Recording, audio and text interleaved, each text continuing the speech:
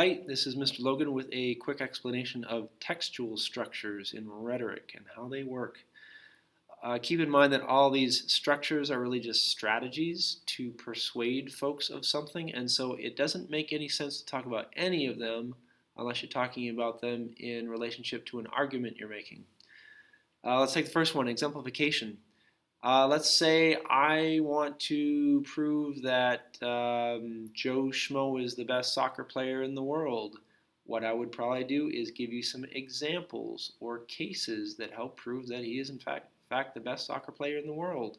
I could cite you some examples of some games where he has performed really well, or some fancy, crazy tricks he can do with a soccer ball that show his amazing skills. Those things are examples that help prove something. That's why it's called exemplification. Description.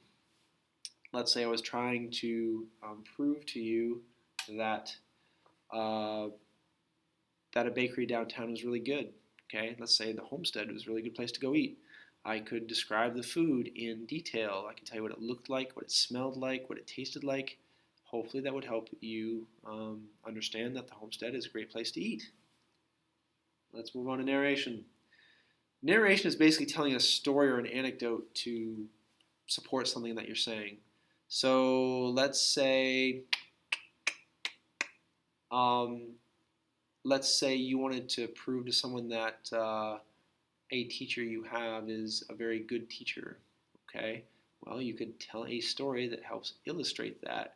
You could tell the story of how they went out of their way to help you with an assignment or a skill that you were trying to master.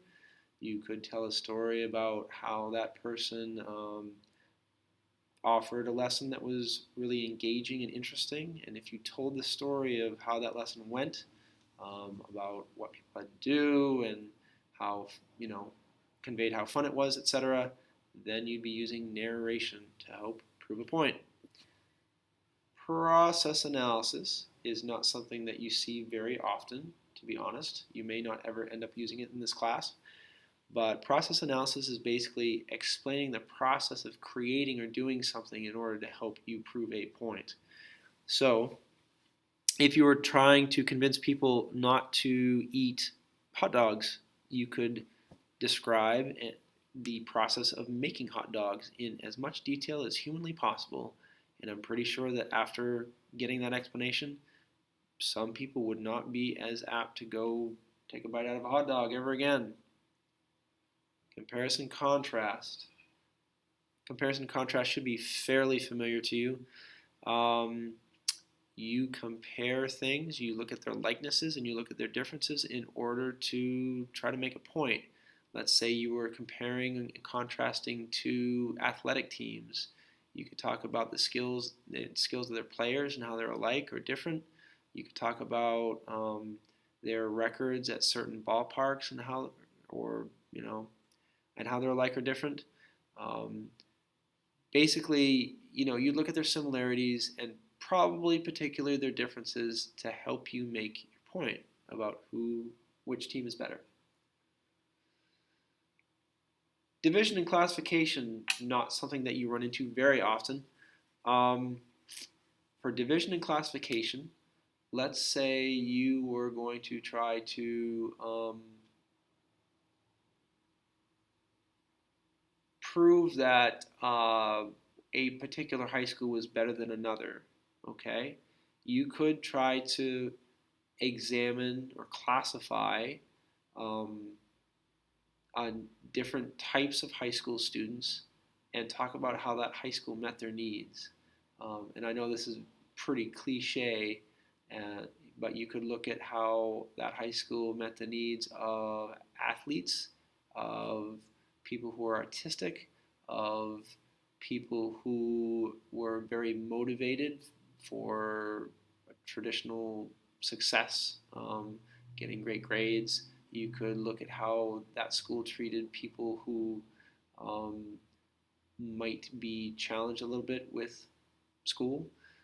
So, in other words, you'd divide students up into various segments, and then you could talk about each segment of a student population. Okay. That's kind of how division and classification works in order to persuade. Definition. In the past, I've had students write a worst teacher essay, okay? To write an essay about what really makes up a bad teacher, okay?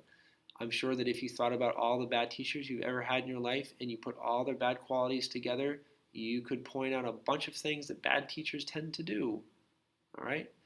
And how could you actually use that to persuade? Well, you could actually use that to persuade teachers of things not to do in a classroom, okay? Or you could try to use that to persuade teachers of things that they ought to do in a classroom.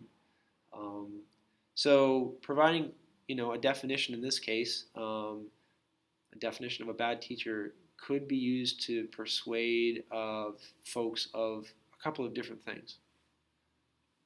Finally, there's cause and effect analysis. If I want to talk about global warming and the fact that we should do something about it, I could go into the whole cause and effect bit that we've been pouring, carbon dioxide and other carbon emissions into the atmosphere for years and years, and now, by golly, we need to do something about it. When you look at the cause of something, then and talk about the effect of whatever it is you're speaking about, then you're obviously making an argument that something should be done about it. Certainly in the case of global warming, you're probably familiar. There are many folks out there who argue that we should try to limit our carbon emissions because we've been pouring so much carbon into the atmosphere for decades and decades and decades. Thanks very much for watching.